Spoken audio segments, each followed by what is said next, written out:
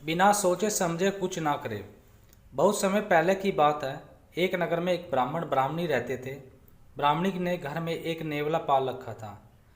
उसे नेवला बहुत प्यारा लगता था और वह उसकी पूरी देखभाल करती थी। नेवला पूरे घर में घूमने को स्वतंत्र था। कुछ समय पश्चात ब्राह्मणी के एक लड़का पैदा हुआ। तब ब्राह्मण ने अपनी पत्नी से कहा, देखो हमारे घर में एक प्यारे से बच्चे ने जन्म लिया है। अब इस नेवले को घर से निकाल देते हैं, कहीं यह नेवला अपने बच्चों को नुकसान ना पहुंचा दे। ब्राह्मणी ने ब्राह्मण की बात नहीं मानी, क्योंकि उसे नेवला बहुत प्यारा था। नेवला घर में पहले जैसे ही रहने लगा। ब्राह्मणी अपने बेटे के साथ साथ उस नेवले का भी पूरा ख्याल रखती। धीरे धीरे समय गुजरने लगा।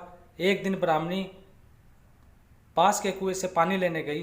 बच्चा घर पर पालने में सो रहा था और नेवला पास में ही आराम कर रहा था। इतने में कहीं से सांप आया और बच्चे के पालने की तरफ बढ़ने लगा। नेवले ने सांप को बच्चे की तरह आते देखकर वह सतर्क हो गया। नेवला तो वैसे भी सांप का दुश्मन होता है। नेवला सांप के ऊपर टूट पड़ा। बहुत देर सांप से लड़ाई करने के बाद नेवले ने सांप के टुकड़े टुकड़े कर दिए। इस कारण घर में सब तरफ खून के छींटे बिखर गए।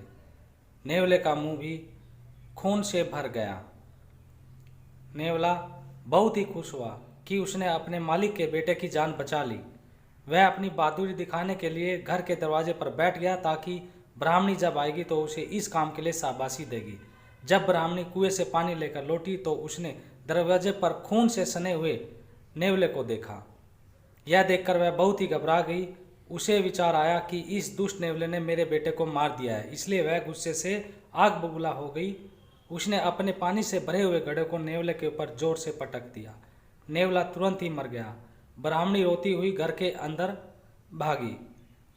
अंदर उसने देखा बच्चा तो आराम से पालने में सो रहा था और पास में ही मरे हुए सांप के टुकड़े पड़े हुए थे। यह देखते ही उसे पानी अपनी भूल मालूम हुई। ब्राह्मणी अब पछताने लगी कि नेवले के अच्छे काम के बदले मैंने उसकी जान ले ली। ब्राह्मण जब शाम को घर लौटा तो उसे सारी बात बताई। उसने ब्राह्मणी से कहा, बिना सोचे विचारे जो काम किया जाता है उसका ऐसा ही परिणाम होता है।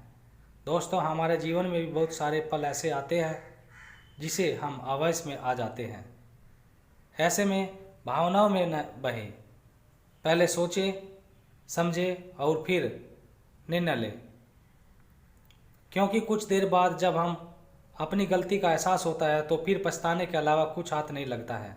दोस्तों, अगर आपको ये कहानी अच्छी लगी तो लाइक, शेयर और सब्सक्राइब कर देना।